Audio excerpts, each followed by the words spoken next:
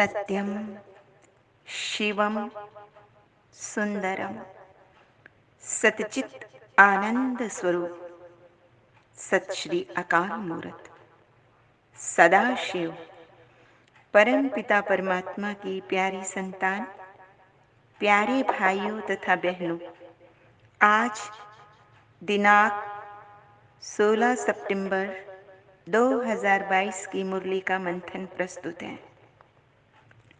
देखिए, वर्तमान समय दुनिया में भक्ति की पराकाष्ठा है। भक्ति में भावना की प्रधानता होती है। कई बार अतिशय भावना यहाँ तक कि अंधश्रद्धा में परिवर्तित हो जाती है। अधिकांशतः जो भक्ति है उसमें क्रिया प्रधान साधना की बहुलता होती है, कर्मकांडी साधना का प्रभाव रहता है। भावना होना तो अच्छी बात है, लेकिन अंध भावना के अनेक खतरे भी हैं, नुकसान भी हैं, क्योंकि अनेक बार अंध भावना के कारण शोषण भी होता है। इसलिए भावना के साथ साथ विवेक का नेत्र होना भी अति आवश्यक है। विवेक अर्थात सत्य असत्य का निर्णय करने वाली जो बुद्धि है, उसी को विवेकपूर्ण बुद्धि कहा जाता है। भावना का एक कारण तो देखा देखी भी कई बार लगता है, या वंश परंपराएं भी होती हैं। विवेक का दिव्य नेत्र हमें सत्यम शिवम सुंदरम, वो परम पिता परमात्मा सदा शिव ही प्रदान करते हैं, क्योंकि ज्ञान का वो सागर है। वो परम पिता परमात्मा ही ये ज्ञान दे सकते हैं। दुनिया में सत्य का ज्ञान, पूर्ण सत्य का ज्ञान किसी भी मनुष्य आत्मा के पास है ही नहीं, चाहे वो कितना भी बड़ा महात्मा धर्मात्मा क्यों न हो। सत्य का रहस्य उद्घाटन वर्तमान कलयुग के अंत में तथा सतयुग के प्रारंभ में संगम पर परम पिता परमात्मा ही करते हैं। इसलिए इसे कल्याणकारी पुरुषोत्तम संगम युग भी कहा जाता है। भगवान शिव आकर हमें बताते हैं कि ज्ञान और भक्ति, पूज्य और पुजारी, सुख और दुख, रात और दिन, हार और जीत का ये कैसा खेल है। इस सृष्टि में प्रत्येक आत्मा को आधा समय सुख और आधा समय दुख अनुभव करना होता है या भोगना होता है। भगवान शिव कहते हैं, तुम बच्चों को अभी पतित से पावन बनना है, यथार्थ ज्ञानी बनना है, भक्त ही नहीं बने रहना है। भगवान शिव कहते हैं, ज्ञान और भक्ति तो समझो कि एक तराजू की भांति है, जिसमें एक पलड़ा ज्ञान का है तो दूसरा भक्ति का है। इस कलयुगी रात्रि में भक्ति का पलड़ा भारी है तथा ईश्वरीय ज्ञान का पलड़ा हल्का है। धीरे धीरे ईश्वरीय ज्ञान योग और रूहानी सेवा के बल से ज्ञान का पलड़ा भारी होता जाएगा तथा भक्ति का पलड़ा हल्का होता जाएगा।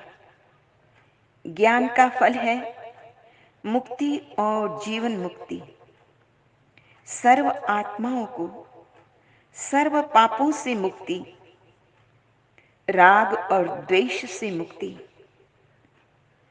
क्रोध और कामनाओं से मुक्ति, मैं और मेरेपन से मुक्ति।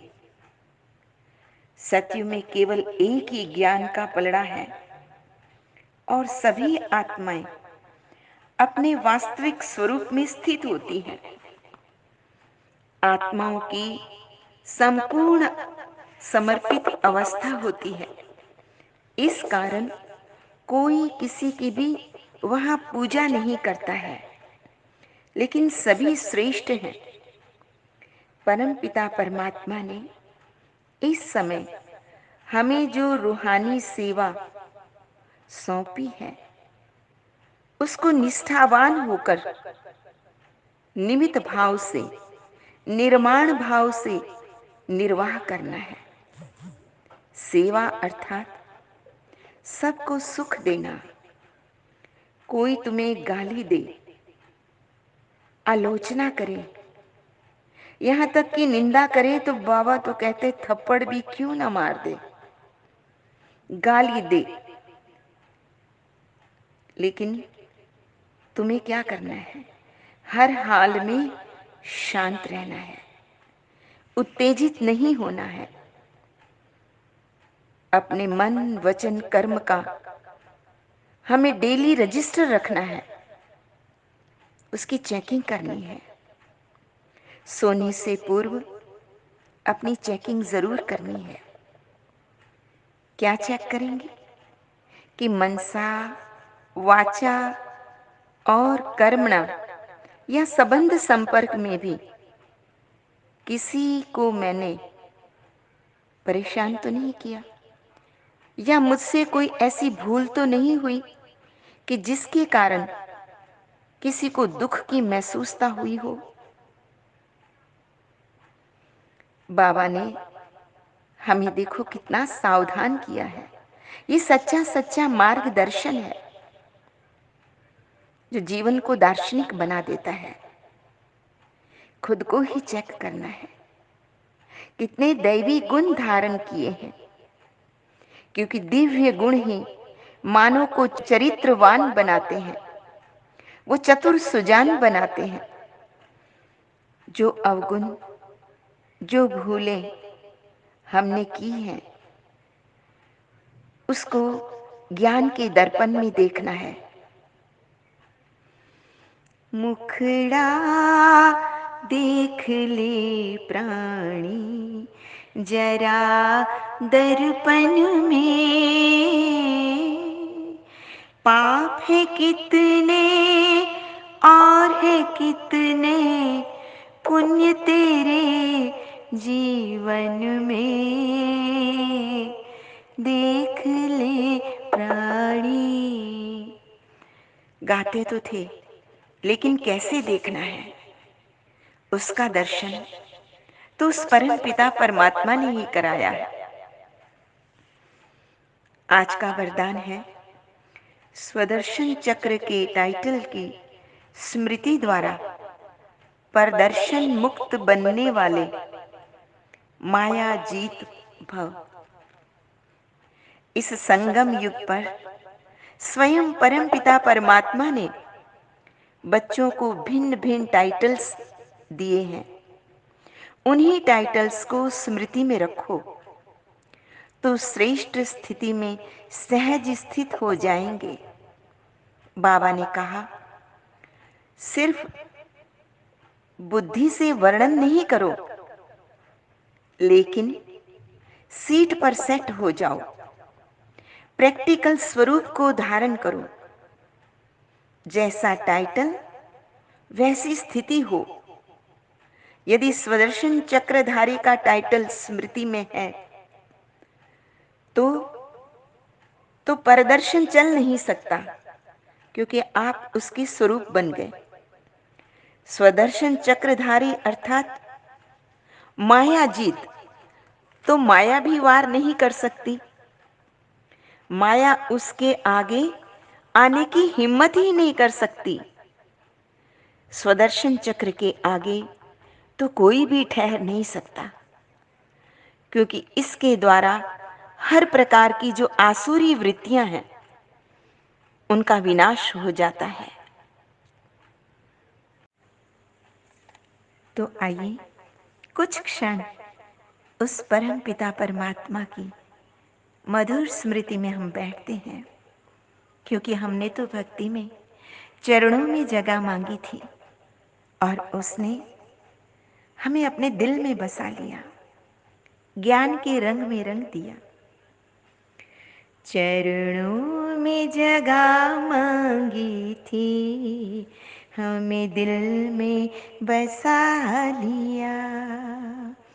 थे एक नजर के प्यासे, नजरों में समा लिया।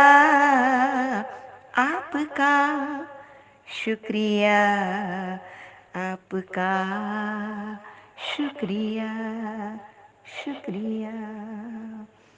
वरदान भरी दृष्टि से हमें बनाया त्रिकालदर्शी। जन्मों के पुण्य फले हैं, प्रभु दया है इतनी बरसी। पलकों से उठा कर मोती आँखों का बना लिया। थे एक नजर के प्यासे, नजरों में समा लिया।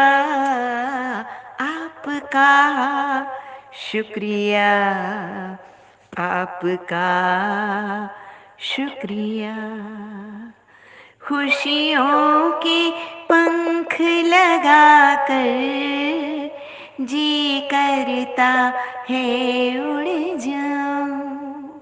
प्रभु प्रेम के बादल बनकर हर मन की प्यास बुझाऊं। सत्कर्मों की सरगम में गुन गाना सिखा दिया। थे एक नजर के प्यासे, नजरों में समा लिया। आपका शुक्रिया, आपका शुक्रिया, शुक्रिया, शुक्रिया। आज का स्लोगन है, वानप्रस्थ स्थिति का अनुभव करो और कराओ तो बचपना या बचपन के खेल समाप्त हो जाएंगे। देखिए, इस समय ईश्वरीय पढ़ाई की बहुत ही एडवांस स्टेज चल रही है। ईश्वरीय पढ़ाई की मानो की पीएचडी चल रही है। इसलिए हमें योग पर अनुसंधान करना चाहिए, योग पर विभिन्न प्रयोग करने चाहिए। ईश्वरीय कार्य में मनसा, वाचा और कर्मणा सहयोगी बनना चाहिए। छोटी छोटी बातों का न चिंतन करना है, न वर्णन करना है। पूर्ण रूपेण उस पारसनाथ की शिक्षाओं पर स्वरूप बनकर हम सभी को पूर्ण रूपेण पारस बुद्धि बन जाना है।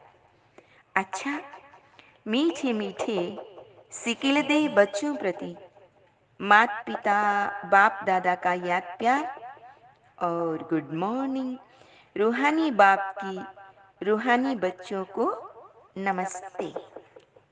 हम रूहानी बच्चों की रूहानी माता पिता बाप दादा को याद प्यार, गुड मॉर्निंग और नमस्ते। सदा रहो हंसते, कहीं नहीं फंसते, बन जाओ फरिश्ते, बांध लो अपने बसते, चलो प्रभु के रास्ते। वाहिगुरु जी का खालसा, वाहिगुरु जी की फतेह।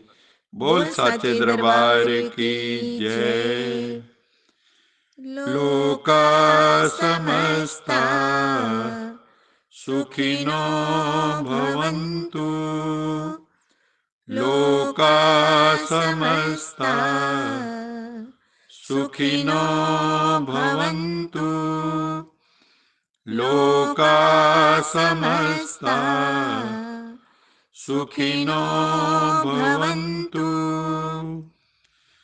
ओम